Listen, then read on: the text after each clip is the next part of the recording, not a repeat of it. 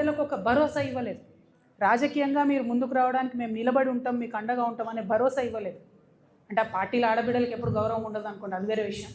కానీ చూస్తే మందేమనుకుంటారు అనడానికన్నా కనీసం మరి మహిళా బిల్లు పోయింది, మేము జాతీయ పార్టీ, దాని మీద మాకు విధానం ఉంటుంది, దీని మీద మేము పోరాటం చేస్తామన్న మాట కూడా బీఆర్ఎస్ పార్టీ మాట్లాడకపోవడం అన్నది నిజంగా శోచనీయం.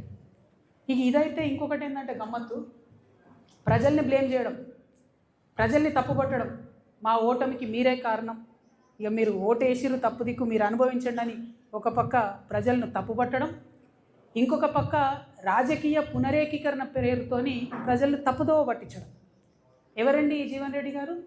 ఆనాడు వైఎస్ రాజశేఖర రెడ్డి ఉన్నప్పుడు ఉద్యమం కోసం రాజీనామా చేసి ముందుకెళ్తే 2 సార్లు ఉద్యమ నాయకత్వం మీద పోటీ చేసిందే ఈ జీవన్ రెడ్డి గారు.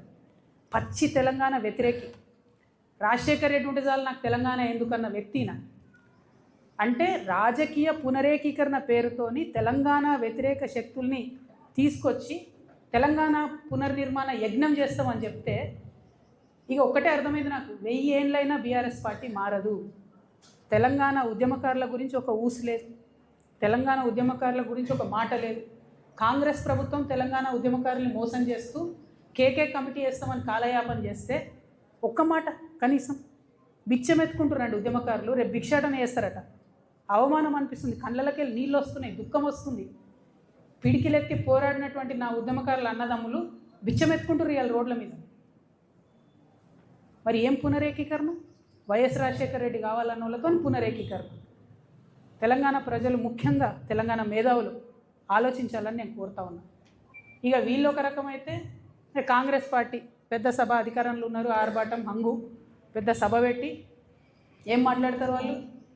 గుంటనక్క నిన్న ఢిల్లీ పోయింది, గుంటనక్క నిన్న ఢిల్లీ పోయింది. గుంపు మేస్త్రి ఏమంటాడు?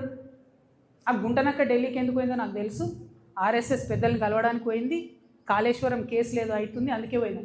నాకు సంపూర్ణంగా కోర్ట్స్ మీద విశ్వాసం ఉందండి, నాకు సంపూర్ణంగా కోర్ట్స్ మీద వాళ్ళ జడ్జిమెంట్ మీద విశ్వాసం ఉంది. కానీ ఒక ముఖ్యమంత్రి స్థాయిలో ఉన్న వ్యక్తి ఈ గుంటనక్క పోయి ఆర్ఎస్ఎస్ పెద్దల్ని కలుస్తుంది అని గుంటనక్కతో డీల్ మాట్లాడుతున్నా. ఏమంటుండు? నువ్వు చెప్తావా, నువ్వెవరు కలిసినావో నేను చెప్పాలనా? అరే నీకు తెలుసు, నువ్వు చెప్పాలి కదా ప్రజలకు, నువ్వు ముఖ్యమంత్రి